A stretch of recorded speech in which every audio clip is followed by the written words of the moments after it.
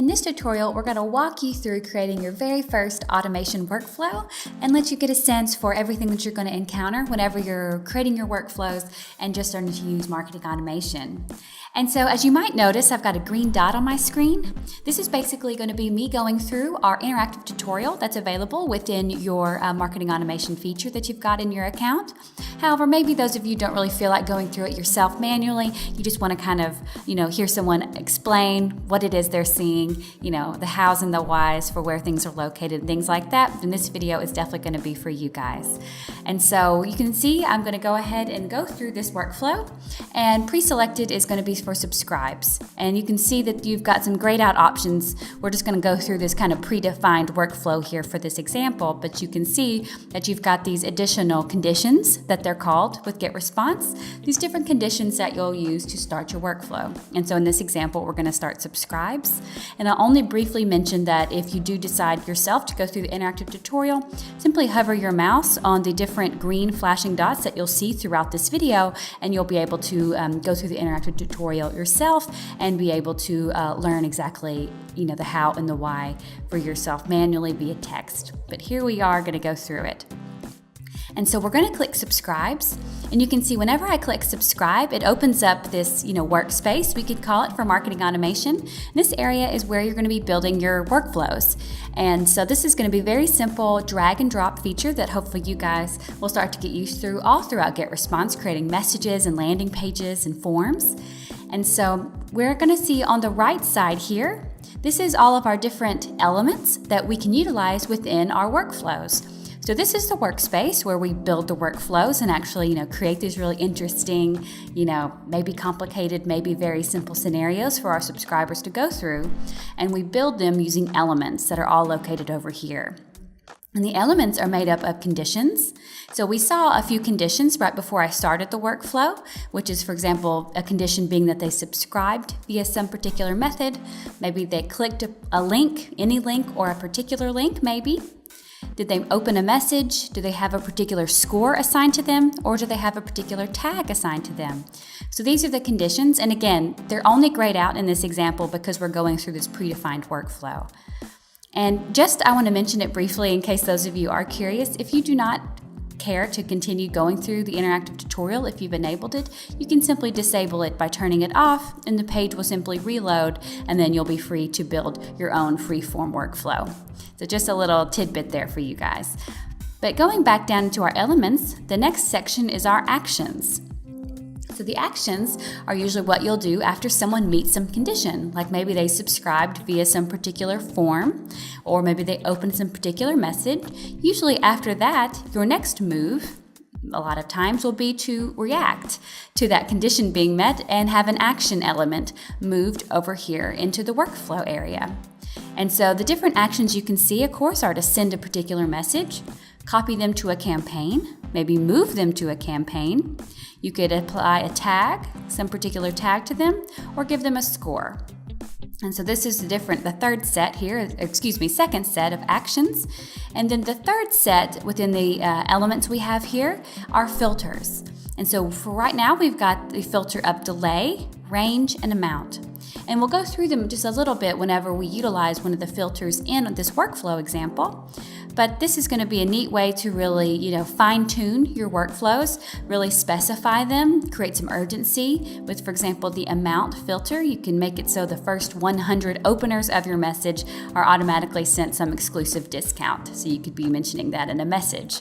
Or a range. You could either create some type of A/B test and send different types of messages to a range of your subscribers, or maybe give different promotions or prizes or deals for the first 0 to 100 clickers you've got, and then, the 101st to 200 will get something else.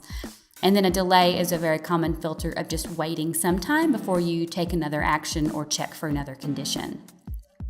And so I know that's a lot of explanation about all these elements. We do have lots of dedicated resources for you guys, like FAQs and other video tutorials that go through marketing automation as well. But this is kind of going to be us going through this predetermined workflow here. So this is going to just be hopefully getting you guys an overview about what you're going to be seeing here and understanding the lingo, like this being called a workspace where we build our workflows and different elements being used to build those workflows. And with those three types of elements, we've got the conditions, the actions, and the filters. So with that all said, let's continue building this workflow. And so in this example, I'm going to be moving over the send message action element over here into the workspace, and then connecting the two elements. So this is how you can see that we're actually, building a workflow is by connecting the connection points to each other. And so we'll see that as we proceed forward, how we actually create this really, beautiful string of actions, conditions, and filters to make up our workflow. And now we're going to see that we've got this properties tab here. Because the Add Elements tab is, again, where we're going to utilize all of these three types of elements and moving them into our workflow to build this really, particular scenario. But then in Properties, for each of these elements, you'll be able to specify different details based on the element that you have highlighted. So currently, highlighted and selected, here in blue is, remember, the action of send a message. So of course in Properties, I want to go ahead and specify which message should be sent to these people who subscribed via my form. So we can see we're going to automatically choose Select a Message, and we've got this predetermined message choice here for the example of tutorial message. So now you can see they subscribed via the form, now we're going to send them a message. And from this point now, we're good to go back to our elements because we need to keep going. We, have more that we want to do in this particular workflow, because now that we've sent this message, we can say, or we will send this message to those who sign up via this form. It's probably, pretty normal that we would want to know, did they actually open my message? And so we've got this very awesome condition called message opened that we're going to just drag and drop right here under the send message element. And then remember, linking these two so they're connected. So they have a relationship now, we could say. And so that way we're going to be sending this message to them, and then automatically we'll be checking were any of the was this particular message opened? Did they open it? Because this is something you want to probably be keeping track of and making proper decisions and actions further for that. And so a neat way you can see that we're doing now, we're not just going straight to another action, because we actually want to check another condition here, which is, did they click a link in the message that we sent them? So it makes sense. They opened the message, but also you want to know, did they click a link? So we've got the link clicked condition here, and we're going to move it over here to the side. That's this yes connection point of message opened, because this logic then leads us to, we sent them a message. We're checking, did they open the message? And if yes, so green checkpoint, of course, means yes. We want to know, so they opened it, but did they click? So that's how you can see that you can mark two conditions together in a neat way to see, okay, so did they open? Yes, they opened. Did they click my link? And so now that we have, asked the question, basically, was a link clicked, we want to go back to Properties. Remember that we did that for our action tutorial message, what we chose. We're going to do it again for this link clicked. Go into Properties, and we're going to specify which message. So there's a particular link that we have included in this tutorial message that we want to be checking, did they actually click that link? And so you can see we're going through and selecting the specific link, the specific message that it's in, and now choosing the specific link that we want to check. And so now we can see, was this specific link clicked in the tutorial message? So this is going to be good for us to know, did they actually click this link? And so from here, we're going to start kind of working. We can kind of guess, since our little predefined workflow here has indicated to place this here, that we might be doing something with the negative connection point, or the no. Was this message opened? No. So let's see what we're going to do. And now we're going back to a new action we've not used just yet called tag. So we're going to move this tag element over. Then you're going to see we're going to make that connection again. So you can see If someone did not open this message, no, you can see we've connected it to assign or remove a tag. So now we need to go to properties and actually give them a tag.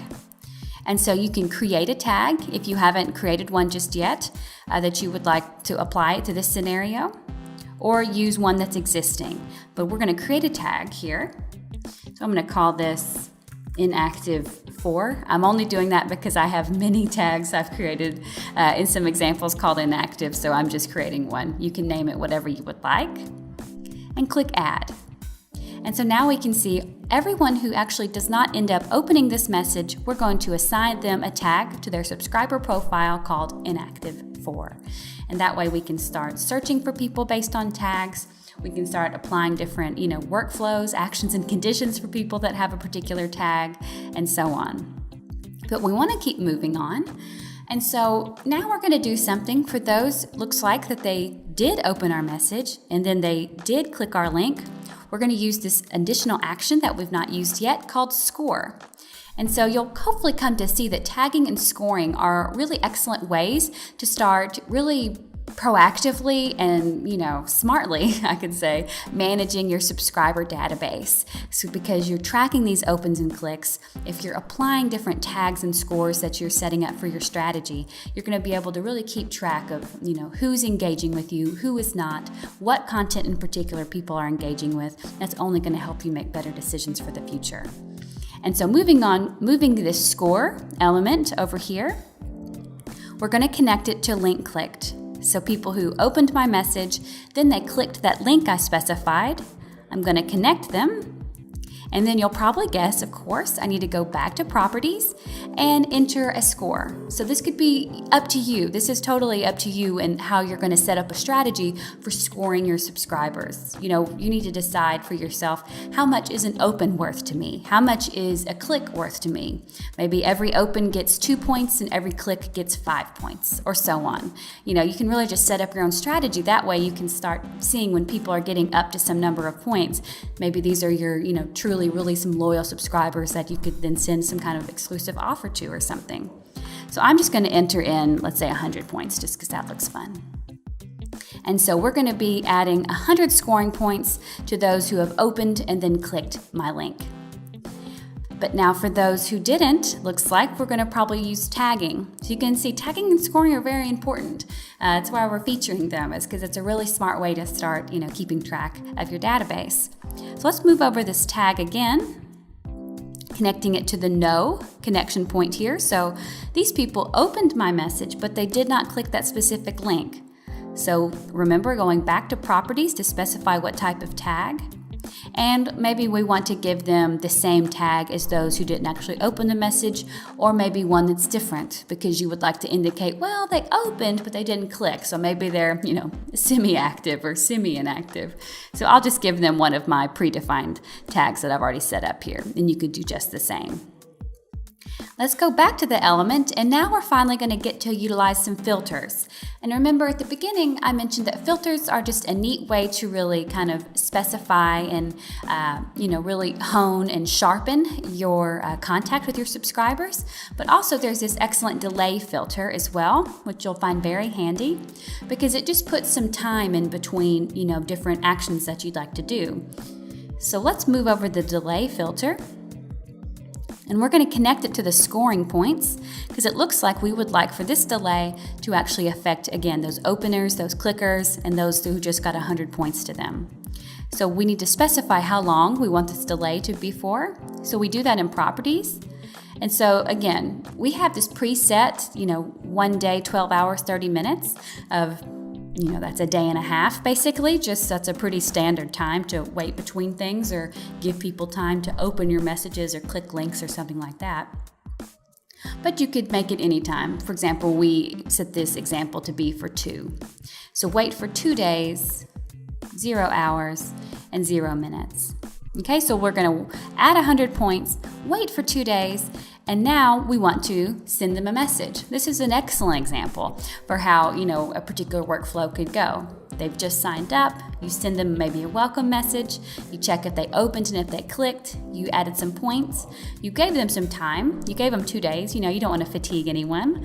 And then we're going to send them a new message, maybe some kind of cool offer, promotional discount, maybe some educational information based on kind of how you've been communicating with them already. So we're going to connect these 2 points here. And now actually you can see we are finished. We've created this, workflow basically to a place that would be a decent stopping point, so to speak, which is be sending them a new message based on saying, thank you for being such a wonderful subscriber. Opening our messages, we'd like to award you with 10% off your next purchase, or we'd like to provide you with this exclusive ebook download. Would be a great example to send for this selective message here that we were about to do. And so this is just a way for you guys to start getting familiar with the different terminology you're going to see when creating your workflows. So remember, we've got a workspace, we've got elements. Elements are made up of conditions, actions, and filters. And then each element can be more finely tuned within the properties. So hopefully you guys feel a little bit more comfortable about what it is you're going to find within marketing automation and building your workflows, and you can get to it.